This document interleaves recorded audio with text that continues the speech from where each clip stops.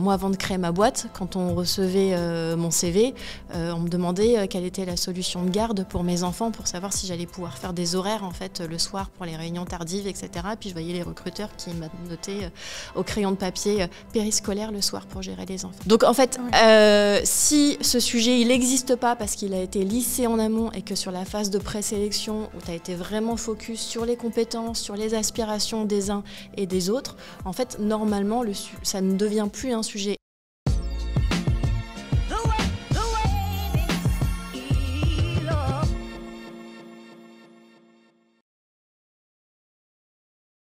Bonjour et bienvenue sur UpTalk Interview, l'émission où j'échange avec des entrepreneurs sur leur parcours, leur histoire, leur entreprise et quelques sujets sociétaux.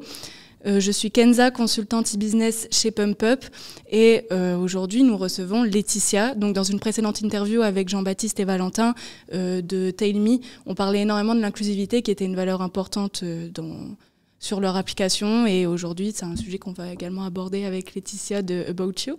Du coup, bonjour Laetitia. Salut Kenza. Comment tu vas ? Eh ben, ça va super. Ravie d'être sur le plateau. Ouais, trop contente. Merci pour l'invitation, c'est top. Du coup, je vais te laisser présenter l'entreprise et présenter toi, ton parcours finalement de tout ça. Ok, écoute, donc moi c'est Laetitia Sauvage, j'ai 39 ans, je suis la maman de 2 petits loulous de 5 et 7 qui ont hâte de fêter Noël. On a tous hâte. Ouais, c'est ça. Écoute, donc en fait moi pour te faire un petit peu mon parcours, j'ai bossé 15 ans dans la tech, plutôt dans des univers start-up, édition de logiciels. J'ai démarré sur des fonctions plutôt commerciales. Après j'ai rejoint une start-up qui s'appelle Mesbury. J'ai été recrutée par une personne que tu as interviewée il y a quelques temps qui s'appelle Thibaut de Furtiveo maintenant. Il m'a recrutée à l'époque pour manager ce qu'on appelle les Customer Success dans le jargon un peu pédant des startups. Donc c'est l'équipe de service client et puis l'entreprise a bien grandi. J'ai évolué ensuite sur un poste de direction des opérations et puis pendant le Covid, j'ai eu la chance que ma direction m'aide à faire une jolie mobilité interne sur un poste de direction des ressources humaines. Donc à l'époque, j'étais DRH d'une boîte d'un peu plus de 100 personnes sur Paris et Lille. Très belle expérience, un peu compliquée en période Covid. Et puis à ce moment-là, je me suis retrouvée à devoir recruter, mais avec la casquette de DRH et plus de manager de BU que j'avais eu avant. Et j'ai rejoint des communautés de DRH de la tech. Et c'est là que j'ai vécu des situations un petit peu bizarres où on avait des DRH de la communauté qui me disaient « Mais Laetitia, tu te rends compte, on m'a demandé de recruter un CTO, mais en me disant qu'il fallait absolument que ça soit un homme parce qu'une femme ne serait pas capable de manager des développeurs. » Ou en fait, je dois recruter une directrice marketing, mais il faut absolument que je recrute machine parce que c'est la femme de tel actionnaire. Et donc voilà. Okay. Et en fait, dans mon réseau, il y a eu tellement de cas comme ça. Et moi, ça correspond au moment où je deviens maman d'une petite fille, d'un petit garçon, et où je me dis, mais en fait, ça n'a pas du tout le sens que je souhaitais donner à ce changement de métier. Ce qui est en train de se passer. Et ça a été un bon petit coup de pied aux fesses pour me dire c'est le moment de créer ta boîte. C'est vrai que j'ai un mari qui était un entrepreneur aussi avant, donc ça m'a aidé aussi à passer l'étape. Et donc voilà, j'ai lancé About You avec un U, un petit tréma, ça fait un petit sourire. On a lancé ça en juin 2022, donc tu vois, ça fait bientôt 2 ans et demi. Ok.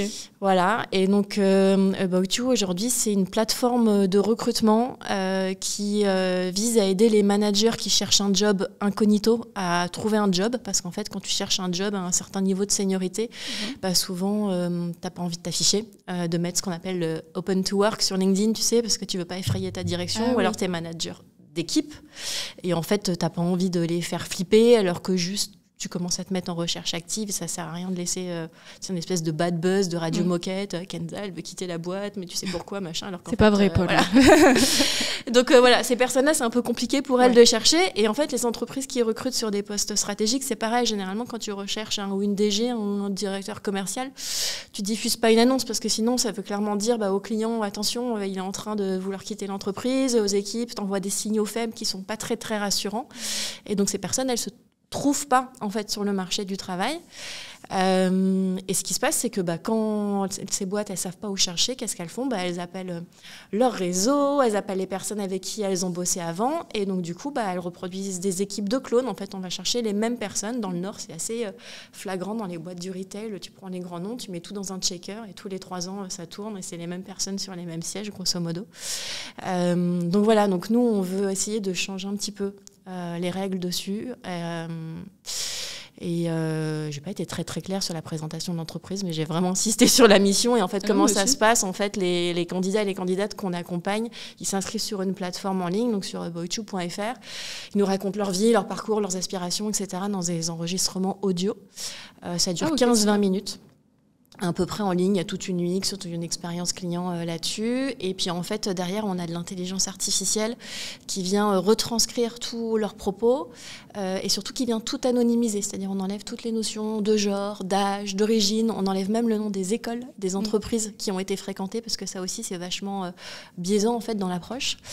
Et puis l'IA nous fait une première synthèse de tous les profils et après c'est l'équipe Boychoo qui relie tout ça, qui fait les sélections et qui décide de mettre en relation telle ou telle personne avec telle ou telle entreprise. Mais en fait l'idée c'est que vraiment sur cette première sélection du CV qui est déjà vachement discriminant sur un genre, un prénom, une localisation géographique, etc. Tout ça on a enlevé ces biais-là et que quand on sélectionne les 3-4 personnes qui vont avoir la première phase d'entretien, on a fait ça en minimisant au maximum les biais. Ok, d'accord.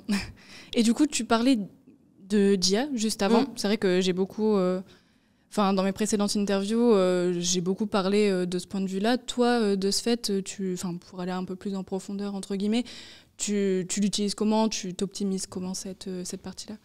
Alors c'est une super question et en fait on a mis 1 an à y répondre. En fait j'ai pas trop précisé au début mais pendant 1 an Boychoo j'ai vraiment eu un modèle de cabinet de recrutement sans la tech et tout ce que je viens de t'expliquer sur la plateforme et ça a été un petit peu notre laboratoire où en fait on a essayé de détricoter un petit peu toutes les phases de ce qu'on appelle la chaîne de valeur du recrutement en se disant si on le met sur la période des entretiens qu'est-ce que ça va donner, si on le met sur la synthèse qu'est-ce que ça va donner, si on le met sur la lecture des CV qu'est-ce que ça va donner. On a fait plein de tests avec différents modèles d'IA pour savoir en fait là où ça avait vraiment du sens qu'on délègue cette tâche plutôt que de le faire nous-mêmes en tant qu'humains.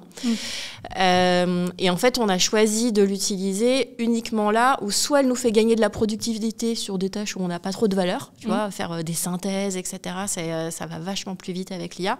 Et toute l'anonymisation, ça c'est une vraie valeur ajoutée parce que ça minimise les biais et nous, ça fait que quand on lit les CV, on n'a pas ces informations-là, ni nous, ni nos clients. Et là, ça apporte une vraie valeur métier. Mais en fait, notre approche, elle est vachement à contre-courant de ce qui se fait beaucoup dans la tech en ce moment. Nous, on évolue dans le jargon, ça s'appelle la HR Tech, donc toute la tech qui tourne autour des ressources humaines.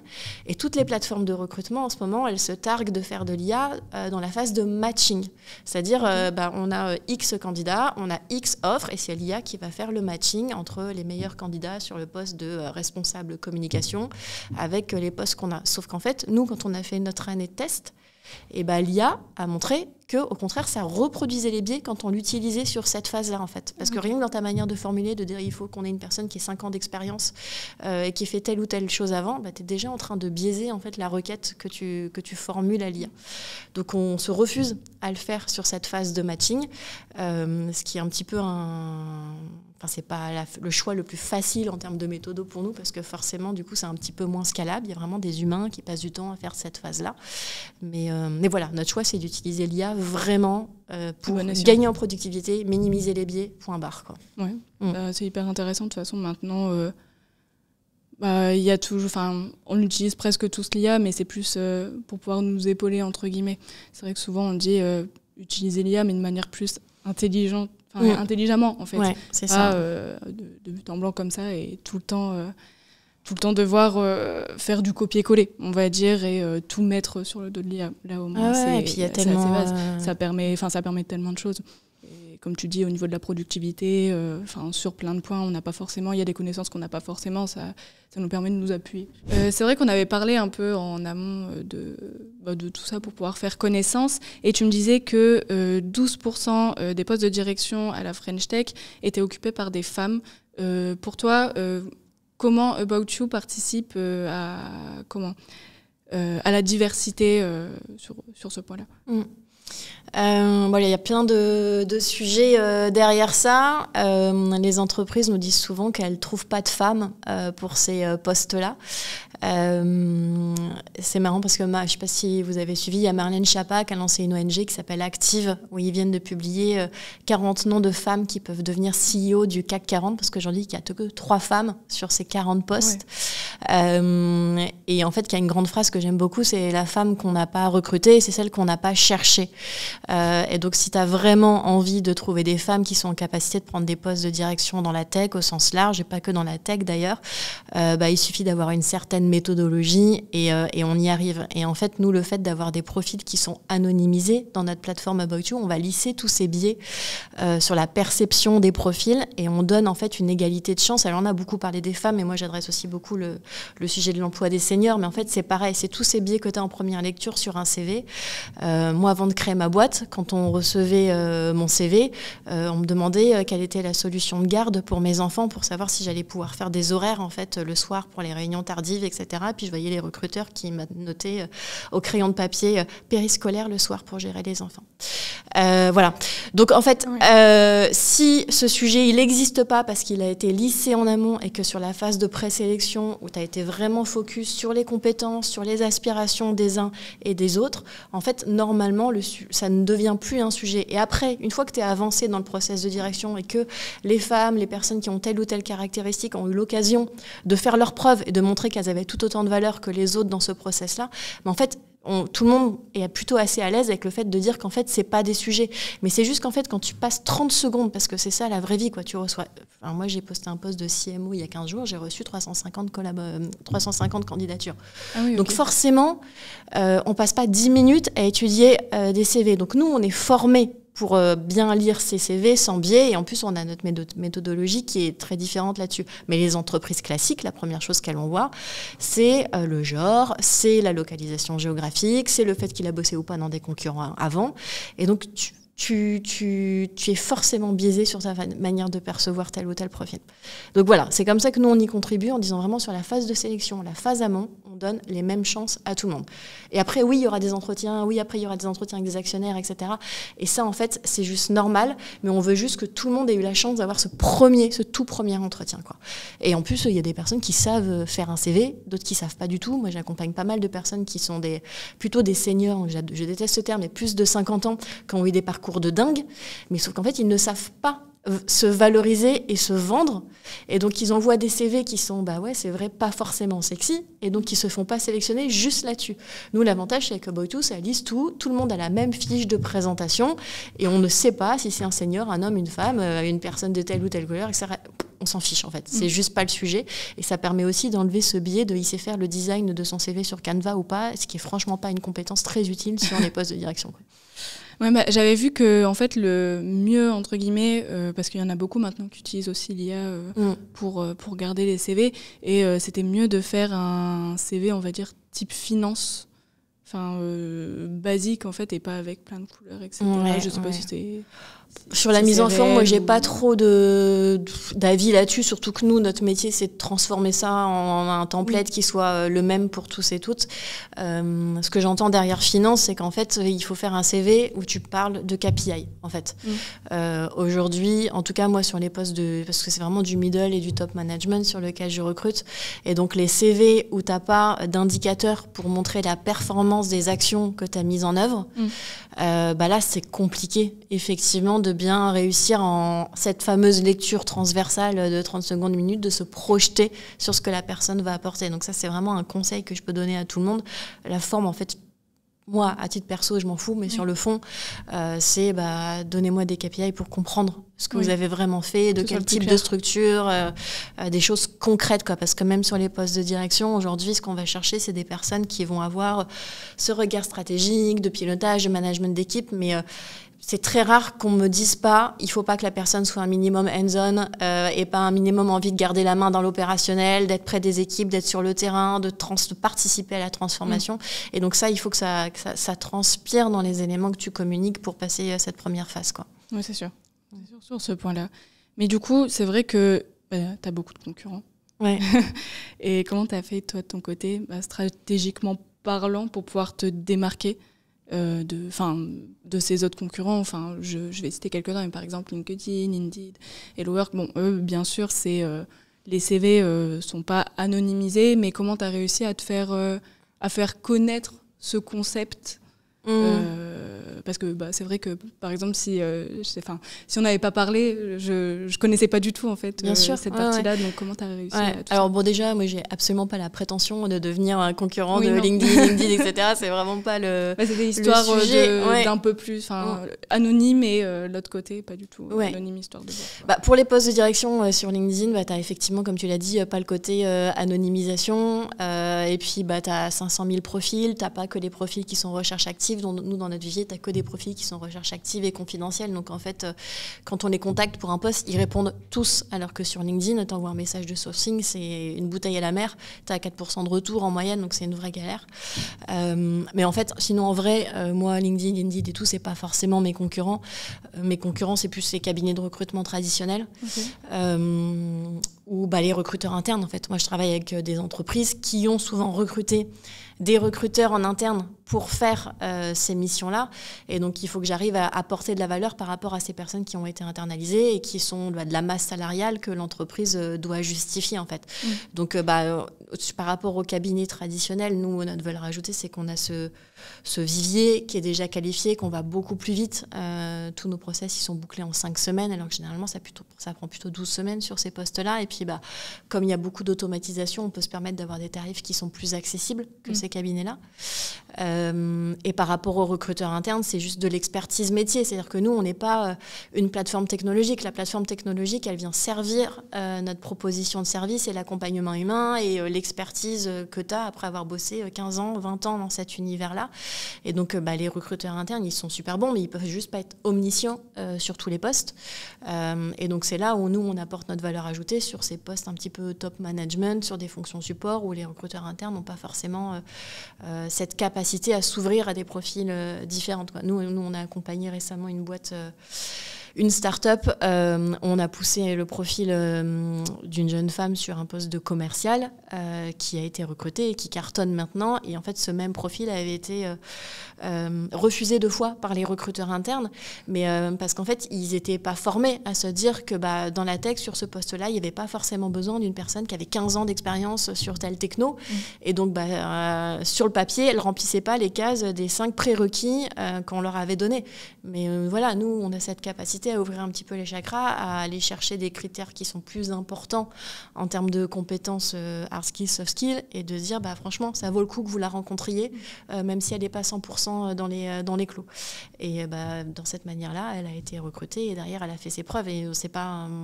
c'est pas la faute des recruteurs, c'est juste que sur ces métiers un petit peu spécifiques, ils ne savaient pas faire. Je pense qu'ils reçoivent tellement de CV qu'à un moment donné, ils sont obligés Ça va trop vite. Ça va trop vite. Il y a beaucoup trop... il y a des critères et à un moment donné, ils veulent les respecter. C'est un peu, on cherche le meilleur et c'est normal. Ça paraît logique en soi pour eux, du moins. Mais c'est bien cette partie, en tout cas, tant mieux pour cette personne. De ce fait, c'est quoi les actions que tu as mis en place d'un point de vue marketing digital pour mettre en avant en fait, ton site, ton entreprise? Écoute, déjà, il n'y a pas que du digital. Il y a beaucoup de bouche à oreille. Là, ça fait quand même 2 ans et demi, donc ça commence à faire un petit peu... à porter ses fruits. A priori, les clients et les candidates qu'on a accompagnés ont plutôt apprécié la démarche et donc nous recommandent plutôt facilement. En termes, c'est important aussi d'être présent dans les bons écosystèmes. Tu vois, moi, je suis énormément accompagnée et je les remercie beaucoup par Aura Technologies, par des super partenaires derrière comme la French Tech, Orange, Odéfi. Enfin voilà, c'est tout un écosystème de personnes qui sont très importantes autour de moi et qui participent aussi à me faire connaître au-delà du digital et tout. Et après, bien sûr, on a une page LinkedIn, on a un site web, on a du marketing inbound, de l'outbound, etc. qu'on a construit au fur et à mesure. On communique beaucoup sur LinkedIn, sur du contenu un peu apport d'expertise et aussi pour faire des pushes de profils. Tu vois, les fiches anonymisées de nos profils, on les pousse de manière anonyme sur notre page. On n'a pas forcément beaucoup de retours, mais derrière, c'est beaucoup de personnes qui nous appellent en MP, enfin en message privé, pour nous dire on a vu passer tel ou tel profil, qu'est-ce que tu en penses, est-ce que ça peut correspondre sur notre besoin, et on a signé pas mal de clients comme ça, juste sur ces push. Et aussi, on a un joli réseau d'apporteurs d'affaires. D'ailleurs, je cherche des apporteurs d'affaires. Parce que forcément, je suis sur des offres qui sont souvent off-market, sur des candidats qui ne s'affichent pas. Et donc, moi, je ne peux pas être partout. On a besoin de personnes qui nous remontent un petit peu ces signaux faibles. Il y a telle offre qui va s'ouvrir dans tel comité de direction, de telle start-up qui est en train de scaler, ou de telle entreprise qui a besoin de se transformer. Et donc, toutes ces informations-là, elles valent de l'or pour nous. Donc, on les rémunère, et ça nous permet aussi d'apprendre à nous faire connaître là-dessus. Mais c'est vrai que les push LinkedIn, ça fonctionne vachement bien. J'ai un client qui recherchait un poste de direction commerciale, je ne sais pas comment je peux le formuler gentiment, mais c'était un prospect à l'époque, et donc il me briefe sur son besoin de direction commerciale. Et il me dit, pas de vieux. Je lui dis, c'est-à-dire Et il me dit, on a déjà testé les vieux, Laetitia, ça ne fonctionne pas chez nous. Ah. Alors, je dis, bon, ok, pourquoi? Ouais, c'est pas dans notre ADN. Alors, bon, déjà, on est tous le vieux, la vieille de quelqu'un, l'ADN, enfin bref. J'ai repris ces critères de poste, en fait, tac, tac, tac, tac, tac. Et puis, on lui a présenté plusieurs personnes. Okay. Et dans ces 3 personnes anonymes qu'on lui a poussées, il se trouve qu'il y avait, donc c'est un éditeur SaaS, il y avait une personne qui avait plus de 50 ans, et en fait, quand il a été confronté au CV qu'on a désanonymisé une fois qu'il était OK pour le rencontrer, il me dit, bah oui, OK. Et je dis ça parce qu'en fait, il avait vu le push LinkedIn passer, et de ce même profil, et il me dit, je veux le rencontrer. Mais il ne savait pas du tout qui était derrière cette personne-là. Et en fait, il se trouve que c'était une personne de plus de 50 ans, donc soi-disant pas dans son ADN. Et finalement, il a bien voulu le rencontrer, et c'est lui qui l'a embauché dans sa boîte. Et donc, c'est assez rigolo, parce qu'en fait, c'est cette manière de pusher sur LinkedIn leur permet de s'ouvrir les chakras. Et pour le coup, pour revenir à ce que je te disais tout à l'heure, je mets ma main à couper que si ce DG lui avait poussé le CV traditionnel du fameux DIRCO, mais jamais il l'aurait embauché, parce qu'en plus c'est vrai, son CV il n'était pas du tout trendy, etc. Donc il aurait été clairement mis de côté. Et merde, maintenant la personne elle est embauchée et elle cartonne. Donc voilà, et donc je suis assez contente de cette manière de communiquer sur LinkedIn, ça marche pas mal. Ouais, bah tu m'étonnes. Et du coup pour rebondir sur ça, toi de ton côté, c'est quoi le processus pour les entreprises quand s'inscrivent finalement sur ton site? Oui, c'est vrai qu'on a parlé du processus pour les candidats et candidates tout à l'heure. Et pour les clients, il y a plusieurs manières. Soit concrètement, ils nous appellent, on prend un brief un peu plus traditionnel sur cette manière de bien comprendre leurs enjeux. Et sinon, ils ont aussi une plateforme en ligne, c'est job.aboutyou.fr. Ça leur prend à peu près 10 minutes. Pareil, c'est un parcours en ligne qui est censé être assez fluide pour que ça soit rapide, efficace et qu'on balaye un petit peu tous les points importants. Donc, ils peuvent, s'il y en a une, nous uploader une annonce, une job desk, etc. Mais surtout, on va essayer de rentrer un petit peu plus en profondeur sur l'ADN, les valeurs de l'entreprise, dans quel contexte ce recrutement a lieu, avec qui les personnes vont travailler, etc. Nous, ça nous donne énormément de matière. On a encore de l'IA. Une fois que tout ça a été retranscrit par la personne, l'IA, elle va nous permettre de traduire ça en un besoin et en une annonce qui soit anonyme, bien sûr, pour que l'entreprise ne soit pas détectée, mais surtout une annonce qui soit attractive, comme on dit, parce que souvent les entreprises elles savent pas forcément se vendre, et quand tu lis les annonces, vraiment c'est une liste de tout doux, et puis derrière il n'y a pas de promesses, tu sais pas ce que le candidat, la candidate va pouvoir trouver chez eux. Donc on a travaillé ça pour que l'annonce elle soit plutôt sympa, et surtout qu'elle soit anonyme, que tout le monde puisse se projeter, enfin qu'elle soit inclusive, je veux dire, c'est-à-dire que tout le monde puisse se projeter sur le poste. On recrute jamais un directeur général, on recrute sur un poste de direction générale. On recherche pas une personne, nous recherchons un directeur créatif innovant, non, on recherche une personne qui aura le sens de la créativité et de l'innovation. Et dans la manière de formuler les choses, ça peut paraître tout bête, mais en fait, forcément, tout le monde va se projeter sur la manière d'avoir rédigé ça. Donc l'IA fait ça. Et puis après, c'est ce que je te disais tout à l'heure, c'est tout ce que l'IA fait. Et après, c'est l'humain qui prend le relais pour ensuite aller regarder dans notre visier qui pourrait correspondre, faire éventuellement un petit peu plus de sourcing derrière. Mais pour les entreprises, c'est assez simple, quoi. 10 minutes de brief online, et puis derrière, c'est nous qui revenons vers eux pour faire le boulot et les mettre en relation avec les bonnes personnes, quoi. Et du coup, les entreprises sont également anonymisées, c'est ça? Oui, bien sûr, à chaque fois, oui, complètement. Ok. Et du coup, pour finir, qu'est-ce qu'on peut te souhaiter pour l'avenir, pour 2025 par exemple? Plein de choses. Écoute, que te dire, on a plein de jolies évolutions dans notre roadmap qui vont sortir début janvier. Donc, c'est gros teasing, mais je ne peux pas trop en parler pour le moment. On a des jolies offres d'emploi. C'est vrai que sur la fin d'année, il ne faut pas se leurrer, d'un point de vue économique, ça a été compliqué pour tout le monde. Il y a beaucoup d'offres qui ont été frisées, comme on dit. Donc il y a beaucoup de choses qui vont se relancer sur le premier trimestre. Donc on a hâte de pouvoir communiquer sur ces jolies offres sur le premier trimestre. Et puis au global, nous, on a vraiment envie que cette mission elle continue de prendre son sens, qu'on accompagne des profils différents sur l'année prochaine et qu'on se dise, notre solution, elle a vraiment aidé ces personnes à s'épanouir et à trouver un job qui fait sens pour eux. Donc ça, c'est vraiment notre plus belle récompense. Et puis, écoute, à titre perso, entrepreneuse dans la tech, c'est pas facile tous les jours. Donc peut-être, moi, ma solution, elle vise la diversité, tu vois. Et je trouve que dans le milieu de l'entrepreneuriat, on a besoin aussi de diversité et que c'est un combat de tous les jours en tant que femme pour avoir accès aux mêmes solutions de financement, pour avoir les mêmes shoots de visibilité. Donc que l'écosystème continue à donner une énergie qui permette aux femmes de réussir de la même manière que les hommes. Et puis voilà, à titre perso, réussir à dégager un tout petit peu plus de temps en 2025 pour ma famille qu'en 2024, je pense que ça serait déjà une jolie chose.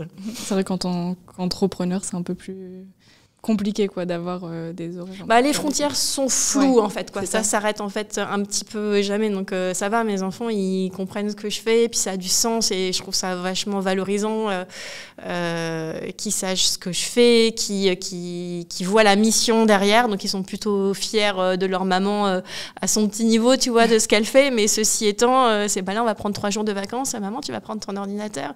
Et en fait là juste je vais essayer pendant 3 jours. Là je vais vraiment couper et ça va faire un bien fou à tout le monde, je pense. Ouais. C'est normal. Du coup, je vous remercie d'avoir regardé la vidéo. N'hésitez pas à liker, partager, commenter et vous abonner à la chaîne de Pump Up pour ne pas rater les prochaines vidéos. Merci beaucoup.